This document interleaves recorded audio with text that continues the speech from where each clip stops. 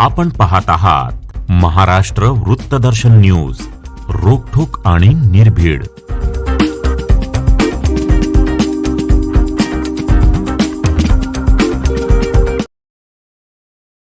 सांगली शहरातील संजयनगर परिसरातील ST colony येथे घडलेल्या थरारक गोळीबाराच्या घटनेने संपूर्ण सांगली जिल्हा हादरला होता.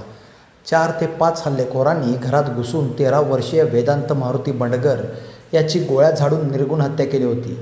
वेदांत बंडगर हा स्थानिक हमाल नेत्याचा नातू होता. रात्री 4 ते 5 जणांच्या टोळीने बंडगर याच्या घरात घुसून गोळीबार केला होता.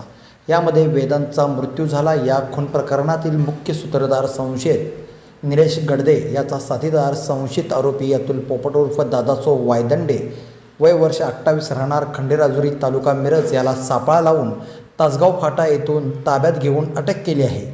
ही कारवाई मिरज ग्रामीण पोलिसांनी केली आहे. पुढील तपासकामी संजयनगर पोलिसांच्या ताब्यात संशयित आरोपी अतुल वायदंडेला देण्यात आला आहे.